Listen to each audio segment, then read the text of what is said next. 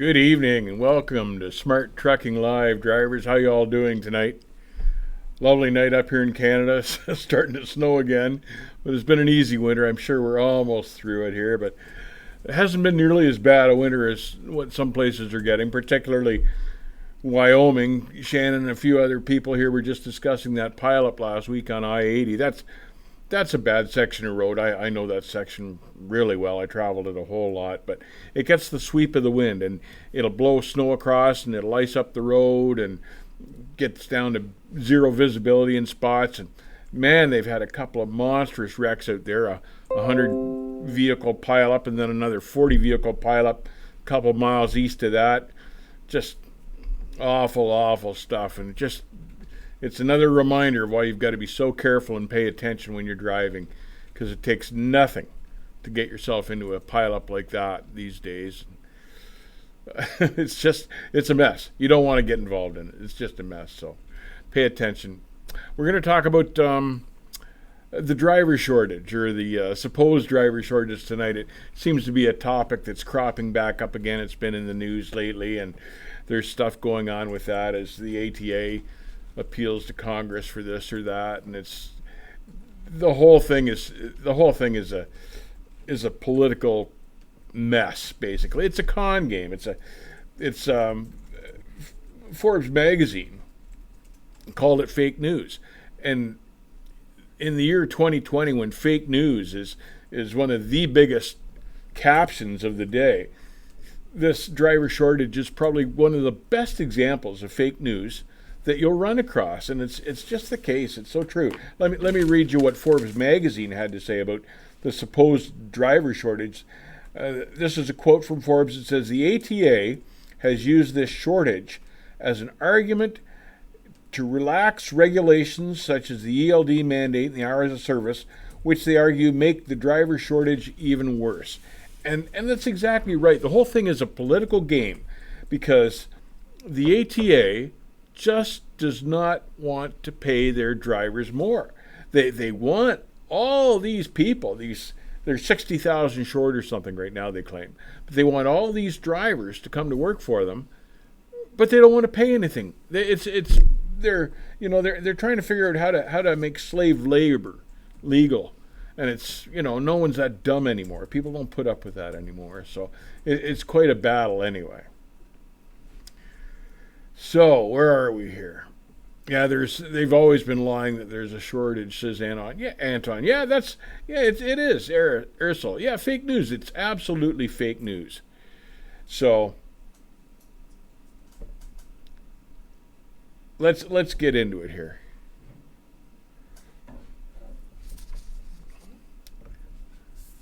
Hello from the great state of Maine. Truck Driver 77. I think a good place to start this evening would be to talk about the causes of this problem. So, what's causing it? The ATA there isn't really a driver shortage. The ATA likes to claim that there's a driver shortage, but the truth of the matter is there's all sorts of qualified drivers that just won't drive trucks anymore because it's not paying enough money. You're better off to go get a job in construction and work 40 hours a week than you are to drive a truck for most of these carriers anymore. And for, 70, 80, 90 hours a week, not be home for the weekend and get paid even less than if you'd gone to a construction job. So that's the sad truth of it, no matter how they twist it. That's the truth. It just doesn't pay. Most carriers, particularly ATA carriers, don't pay enough to attract drivers. In fact, they're losing drivers. And they like to say, well, it's the old drivers retiring. Nah, but you know what? If they were paying enough, it would haul in new drivers. But it's strictly pay and how people are treated. And nobody wants to drive a truck for the money, the hours, the away from home time. It's not worth the money anymore. Do you think the guys on what's what's that fishing show where they go lobster fishing in the North Sea and stuff, crab fishing in the North Sea. Those guys, what an awful job that is. But those guys are never have a shortage of crew members because the money's fantastic. It's the money that brings the people. So no matter how bad the job is, if it pays enough, you'll get people. The ATA knows that's the problem.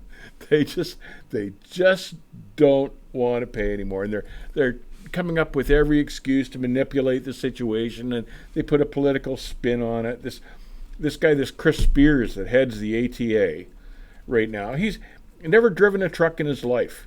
He's a lobbyist and a Washington insider, and his job is to manipulate the government to the point where they can keep their wages low. They pay their drivers less, and keep the law off their backs in doing so, and try to point the blame in every direction possible, other than some of these big ATA carriers. And that's why I'm always pushing to go to the small, well-run carriers. Like, you hear me talk about GP Transco. There's a carrier right there that's paying really well. So why would you work for Swift or England or Werner or somebody like that? So, and what they say is, well, really we can't afford to pay our drivers more. So let me tell you this here. For 2018, the guy that's the head of Werner, for 1 year, his salary is $4.2 million. That's in 1 year. The guy that heads Schneider, the CEO of Schneider, his salary was $9 million in 2018, and that's declared income. That's declared salary. That's not even counting what he's probably got stashed away in the Cayman Islands or something like that. That's just the salary he's willing to admit to the IRS to. Like, these guys are modern robber barons, we used to call them. Like Randolph Hearst was in the paper business. He was a robber baron. He would just work people to death for nothing and pocket all the profit and made himself a billionaire in the deal. And if you're hauling in a salary like $9 million a year, it won't take long to become a billionaire at that rate if he isn't already. He probably is. So, but there's money there. It's just not well distributed. You've probably heard the expression that 5% of the people control 95% of the money in North America in the business community, and that's certainly true. And here's a perfect example of it. So that's why I'm so all over this driver shortage all the time. Jason P., thank you very much for the subscription. Welcome yourself to the smart trucking community. So anyway, that's my problem with the driver shortage, because there is no driver shortage. Pay your people better, treat them better, and they will come. It's as simple as that. I don't know. The U.S. Bureau of Labor Statistics decided last year that they were going to explore this so-called driver shortage, and they had some interesting comments on it. And basically, they concluded that there was no driver shortage. The driver market is no different than any other labor market. They determined the labor market for truck drivers works about as well as the labor market for other blue-collar occupations. It's surprising the occupational attachment is actually a bit higher than that in some other blue-collar worker occupations. And what they're saying there is that truck drivers will stick around even when the money gets a little low because they love the job. And that's helped the driver situation. Guys have stayed because they love the job rather than bail and following the money every time. And that's not necessarily true of other blue-collar occupations like plumbing or welding or something like that. People that are in trucking love the job, so they tend to stick with it a little longer than they should. But the U.S. Bureau of Labor Statistics says no. There's no driver shortage when you look at the money and look at the hours. It's just an industry myth. So that's the truth of the matter. I read, in Landline, some months ago, an article by a fellow named John Bendel. And try to get a hold of this article if you can. The title is "The ATA spins its take on the driver shortage, and it's an excellent article. This guy just nailed it right on the head. It's smoking. So Google that article by John Bendel on Landline Magazine and have a read. It's We'll put the link below. Yes, please put the link below, and it's an excellent article.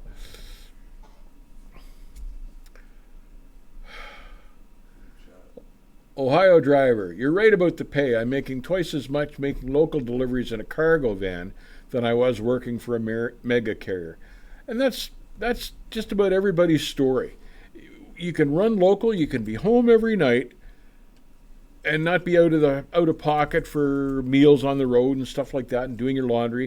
You can be home on weekends and you still make better money than working for these big mega carriers laid over in some miserable little truck stop on the eastern seaboard somewhere. It's not an attractive job anymore. But it used to be that money that attracted people into trucking. But you take that away, there's no attraction to it. So I could go on and on. So what's the solution? The solution is mega carriers just need to pay their drivers more. Now, the mega carriers don't spend a dime towards the drivers unless their hand is forced. And you've heard me talk about this before, but you know, I went through truck strikes in the 70s and 80s, and none of them really accomplished anything. So I don't think that a strike is the answer. We never got anywhere with the strikes, and these slow rolling convoys, all they do is tick off the public. I don't think they accomplish anything. And these annual drives into Washington D.C. and drivers sit down with a politician or somebody that has absolutely no political pull, makes promises that'll never be delivered upon, and the guys go away because they think they've accomplished something, and nothing ever comes of it. Nothing ever comes of it. And my take on the whole thing is, if you really want to get everyone to pay attention, everybody just picks a week in July or August, pick the same week, and go fishing. Everybody just book off for the week, take your kids fishing, or spend some time with your wife, or work on your house. Do whatever you want, but just don't go in and drive the truck. And I'm not talking to guys here that are driving for private carriers and have good driving jobs. There's no reason for those guys to have to take the week off, because they're making good money. They're being well paid and well treated. I'm talking about these guys at Swift and Werner and England and CRST and all these mega carriers. If all you guys took the same week off this summer, the impact would be huge. There'd be hundreds of thousands of trucks just sitting around, and boy, then they'd sit up and take notice. And I think that's the best way to accomplish it.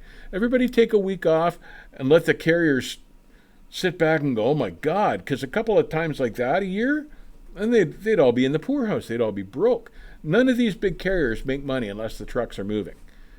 And if you slow down or stop hundreds of thousands of trucks, man, that hurts them where they don't want to be hit. Hurts them in the pocketbook. I think that's the best way to approach that problem. And like I say, don't participate if you've got a good job.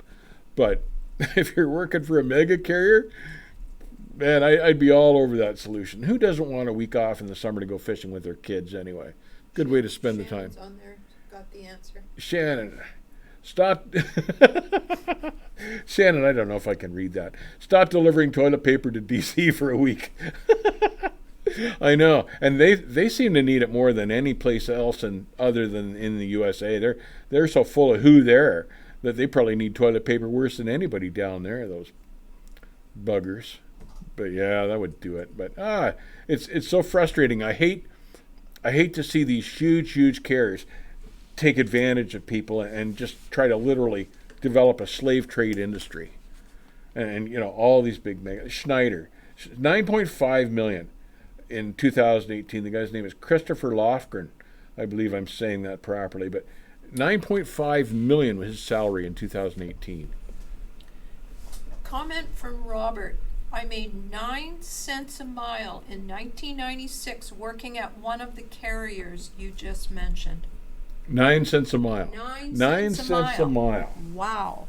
You know, Wow. that's That ought to be illegal. That ought to be criminal.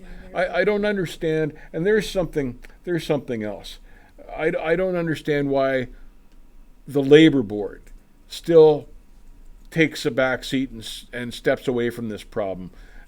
Truck driving ought to be controlled by the labor board. And I know they were exempted a number of years ago because of the war effort and all this stuff. But you know what? Those days are over. Long, long over. And now these mega carriers just take advantage of it. And I don't understand why the government hasn't stepped in and corrected this problem. But they certainly need to. In the meantime, as drivers, we're all on our own. So I want you guys to think seriously about taking the same week off, everybody. It sounds like CRS to me, says Patty. Oh, CRST is a big offender. Oh, man.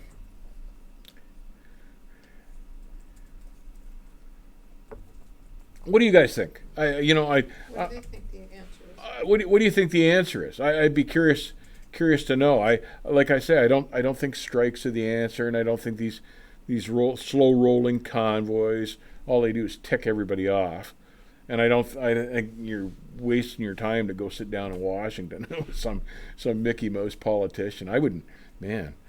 I don't think wild lions could drag me into Washington D.C. I got lost there one time in the truck. What a nightmare that was. Drove right by the Pentagon, but it was no back out of there either. But no, ugly city. But yeah, I don't think that does any good anyway. I think got to hit them where it hurts. Ask them again. What's the answer? What's the answer, boys and girls? What do you think is the best way to correct this underpay and overwork problem? I say just don't put up with it. Take a week off, and you've got to start putting your feet down when you're at work too. They want you to sit, say to the dispatcher, well, what does this pay? You're asking me to stay here and guard this trailer. You're asking me to wait for this load. What does it pay? I'm at work. What does it pay? If it's not going to pay me anything, I'm just going to go home. Like, tell me where you want your truck, but I'm just going to go home. And that'll change their attitude pretty quickly. And they'll say, oh, you're fired. Well, there's a real loss. Let me see. I could work for you and not get paid, or I could just go home and look for another job.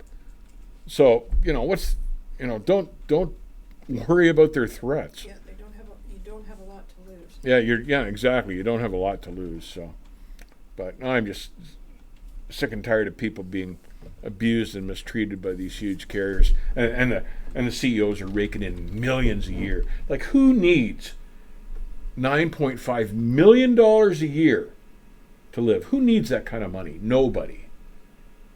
Justin 1987 says, where I work, we're short of drivers. What state or what company are you with, Justin? Carry on. Unions are part of the problem, says Rico. You know what? That's a multifaceted problem. They are and they aren't. They've got their own issues too. You can say that, well, if we unionize, we'd be all right. But no, half the carriers would just fold. That's how they'd get around that problem. They'd just fold and start up somewhere else under another name or something like that. So, while unions are a good idea, you'd need a whole different approach. You couldn't use the Teamsters approach. You'd have to come up with a kinder, softer, gentler union. The Bullholland Bulldog says the answer is stop working for companies like Swift and places like that. Lots of good, small, good companies, and they will teach you how to drive and pay you a decent living.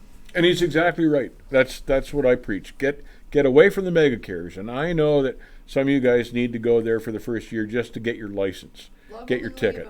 But you don't even have to love them. No. Just leave them. Put in your time, fulfill your contract, and get out. So the Bullholland Bulldog he's nailed it. That's exactly right.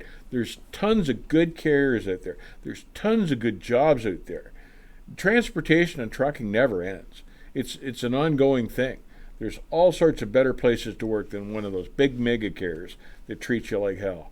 No, but nobody needs to put up with that kind of stuff. And don't worry about the threat about autonomous trucks. I've noticed an awful lot of banter the last few days about autonomous trucks. Yeah, that's going nowhere now. Even big carriers and stuff are starting to realize that this autonomous truck thing is way down the road. And what the heck was I reading the other day? Oh, some outfit in Missouri, Wilson Logistics or something in Missouri, is combined with a company called Locomotion, and what their idea is that they'll have a second truck platooning behind the first truck, and the first truck, the driver will control both trucks, and the driver in the second truck will just go to bed.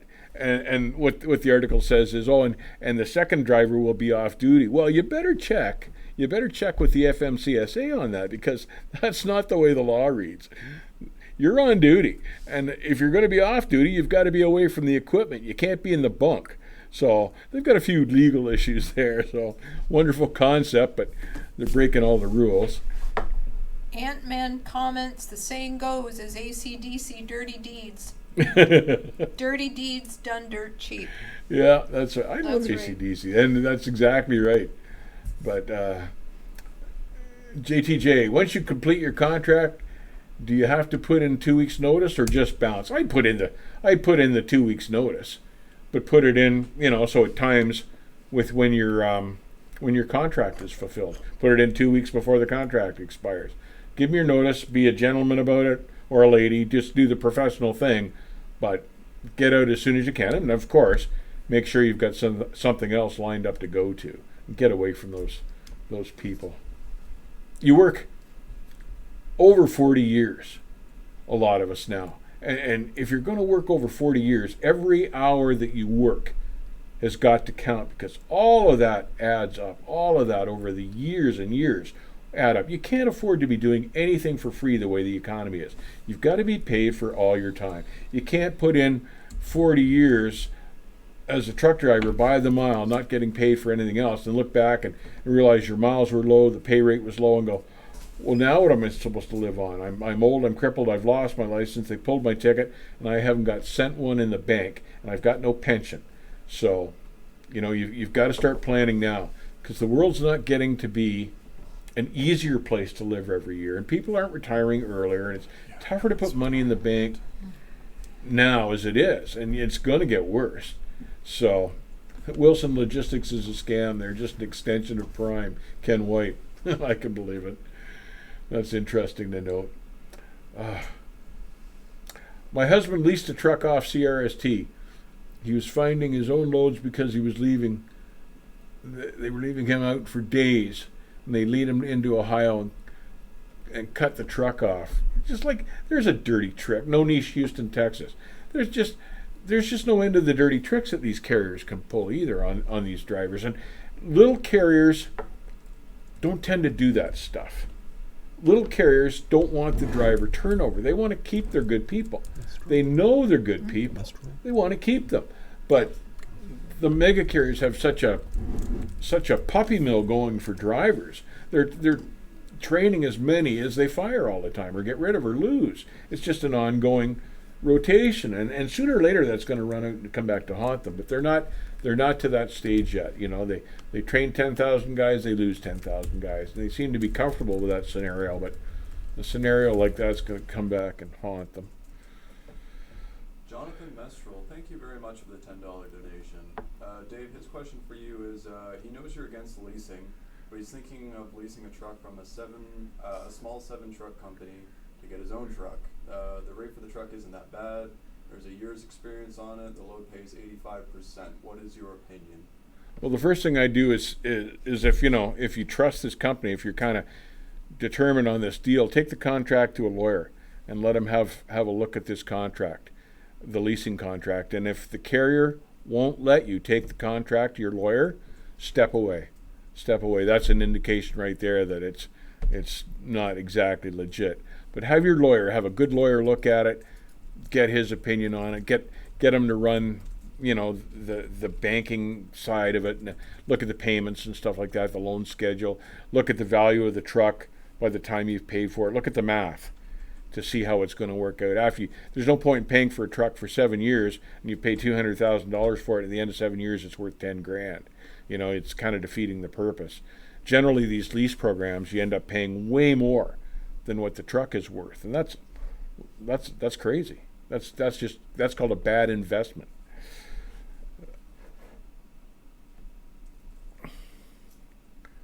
Leasing is fleecing, Anton. Yeah, generally. Now, there's the occasional exception, but they're very few and very far between. Leasing is fleecing. Exactly. I want to buy my first truck. Should I go to auction or finance? Geez. I'd finance it and I wouldn't buy one at an auction.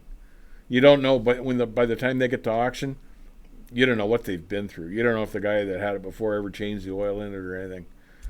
So self-driving trucks are out there already, native pride. Oh, in very limited quantities. They can run from like Tucson to Phoenix on a dry road, but that's you'll never get them up in Washington and Oregon in the snow. So that's just very limited use. I can't, and they still got people riding in the back. So I don't see how that's autonomous when you've got to have a driver in the truck anyway.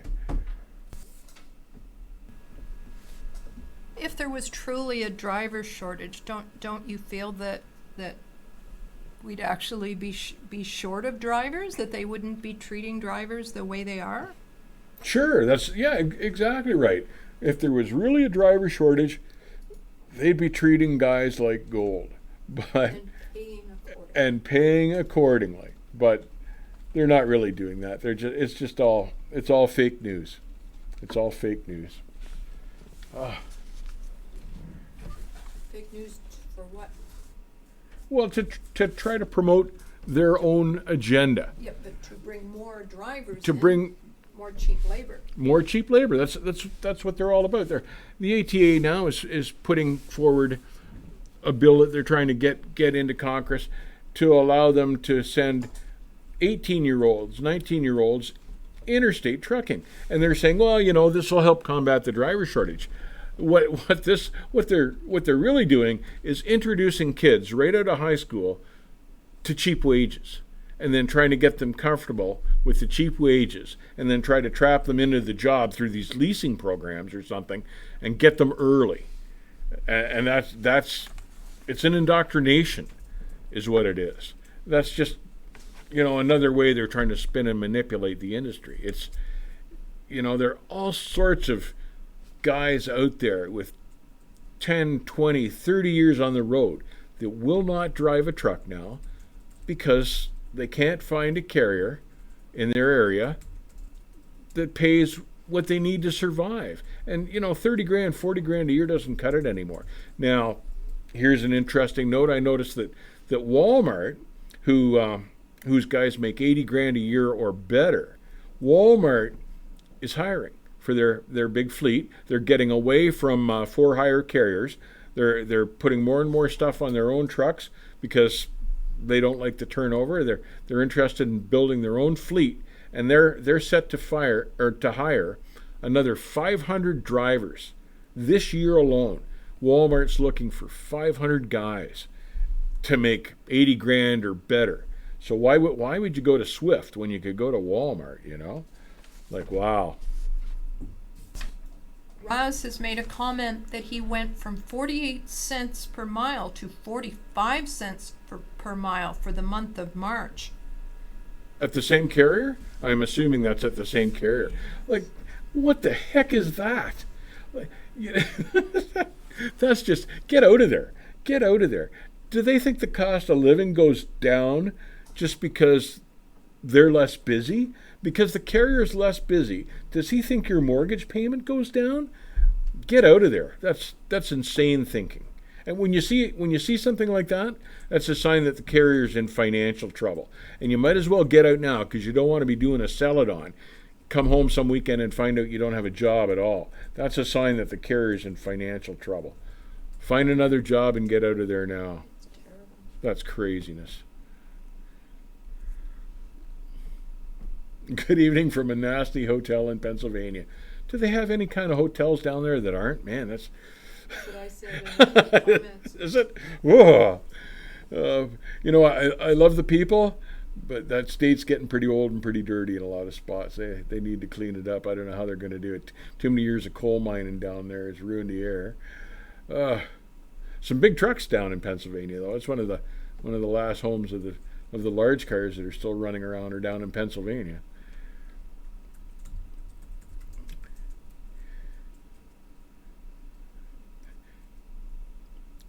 If there was a driver shortage, the rates would be higher on freight, not this cheap crap they're pushing. Yeah, that's exactly right. But and half the time you don't even truly know what the freight rates are with these guys either, because But it's not the problem of the driver anyway.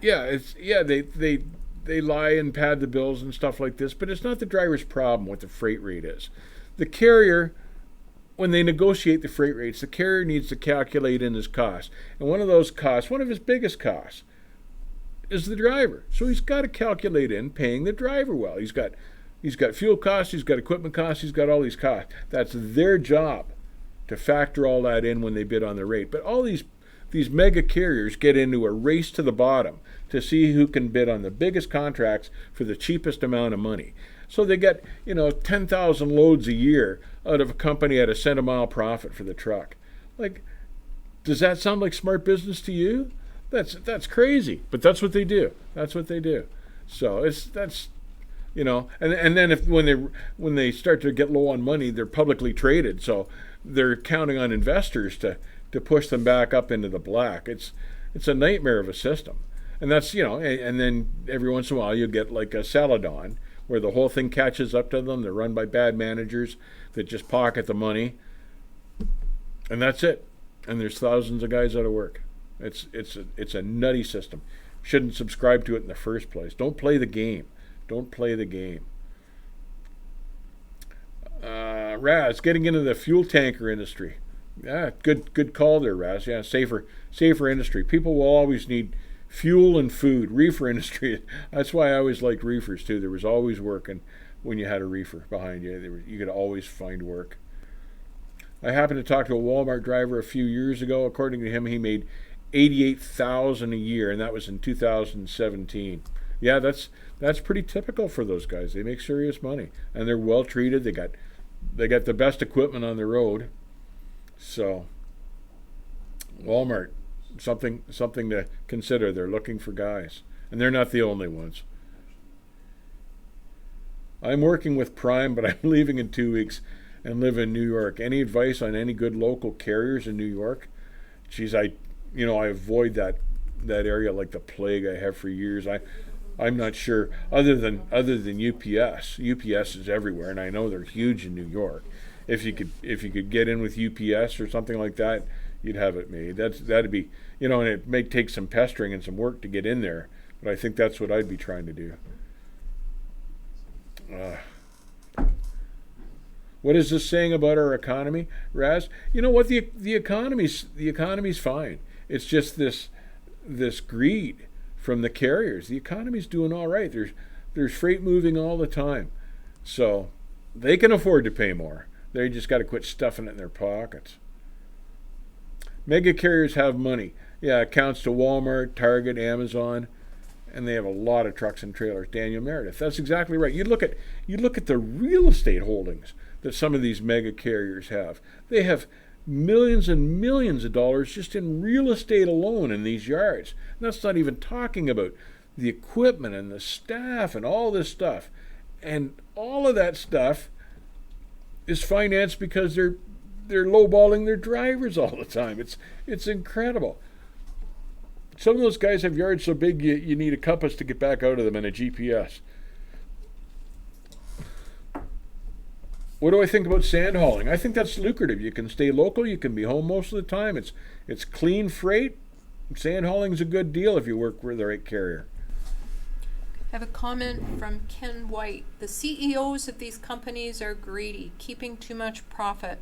When they lose the drivers, they can't keep up with demand. They lose contracts, then maybe they might care. Yeah, that's exactly right. It's complete greed, and that's, it's an awful thing to say.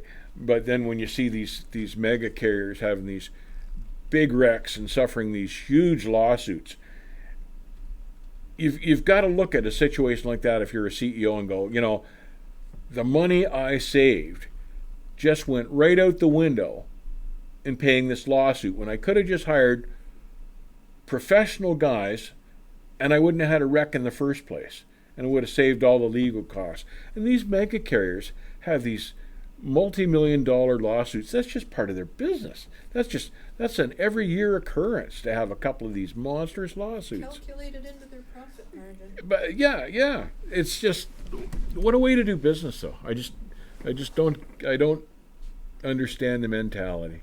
Like, do you need to make $9.5 million that badly every year? I can't fathom who would need that kind of money. Nobody needs that kind of money. Does Walmart make you hand bomb? That's a good question. I don't believe so. I'm not sure about that, but I don't believe there's any hand bombing there. Someone indicates they do. Do they? Well, that's possible too. But you know what? The little hand bombing never killed me, and actually kept me in better shape when I was younger. I'm curious to know how much these people in think tanks are making that are creating these problems for truckers. King Crusher. That's a really good question too. You know what though? No matter what they're making, they're making more than truck drivers to just sit around and create this mess. Market has a shortage of drivers, and here I am, a new driver with no experience yet, but no one's ready to hire me, despite a clean record so far. Jaswinder Singh. Don't worry. If you go to the right carrier, they'll pick you up, Jaswinder, but don't plan on staying very long. Keep shopping. Keep looking for a better job all the time.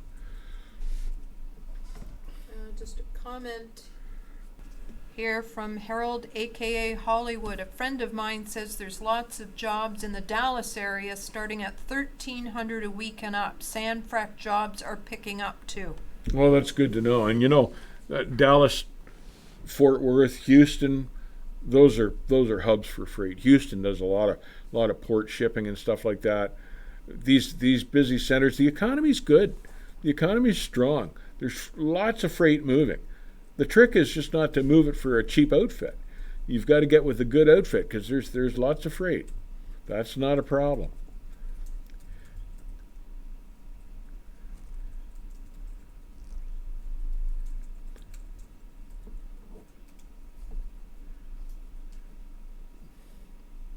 Where do you go to get the required 6 months experience to frac sand? I would they're short of drivers too. Just find an outfit and bug them till you get in and prove to them that you're reliable. You'll show up on time. You're not going to wreck their equipment. You're careful. Sometimes you've got to pester these better carriers a little, because the better carriers have people lining up at their doors to work there. So you've just got to be persistent. Just stay in their face. Bug them once a week or every couple of weeks. Say, hey, I'm still here. I'll do a good job for you. Raz comments that before his pay cut, he was given a letter from a lawyer with a class action lawsuit. They had been stealing from the drivers. It's a 28 reefer truck and trailer outfit. I need to get a better job. Wow. Yeah, it's pretty common. Stealing from the driver is a common problem in the truck industry. So it's nice they got caught. I'd love to know who that was and where that was. Didn't Jazz say he was in Canada? Yep. Yeah. So I'll recognize the name if I hear it. No, I believe he was California. Oh, okay. I could be wrong about that, but yeah. No, you've got to. I've got videos that tell you about monitoring your pay statements. You've got to stay on your pay statements. This pay by the mile system, it's so easy to cheat drivers on that system. That's why I like these jobs that pay by the hour, like UPS pays by the hour. That's why I like stuff like that. So there's no chance that they can beat you. You put in 40 hours a week, you get paid for 40 hours a week. It's simple to keep track of. Not if you drive for Walmart. They touch nothing. Only the outside carriers hand bomb freight. That's from old school truck driver. That Walmarts don't fingerprint the freight. So find a small outfit and don't have a history of wrecks. From Duder. Good advice. What is Mike Quaid? What is hand bomb? Hand bomb. Oh, hand bomb is when you literally carry boxes off the truck.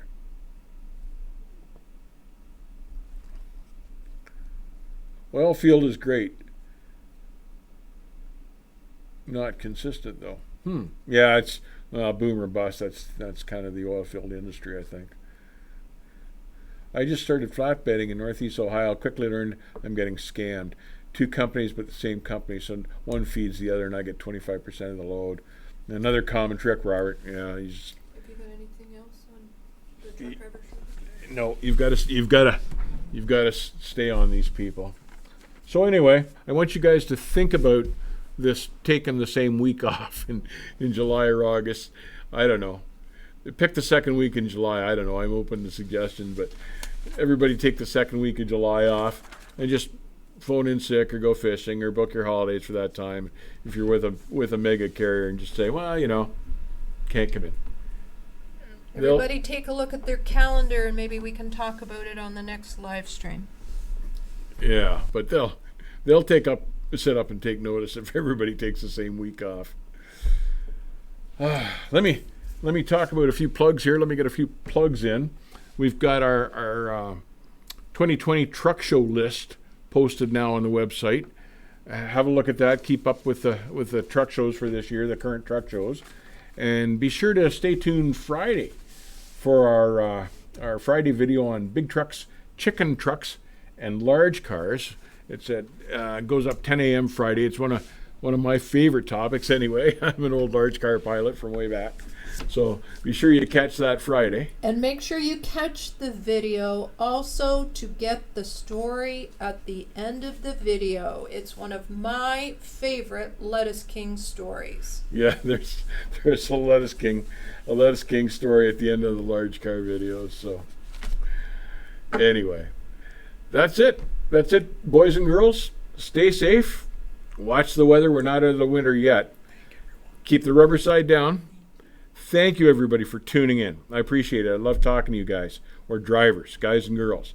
Love talking to you people. It's kind of like being back at the truck stop chewing the fat again. I miss that. There's no truck stop up here where I live. So take care. Keep the rubber side down. We'll see you on the back haul. Stay safe.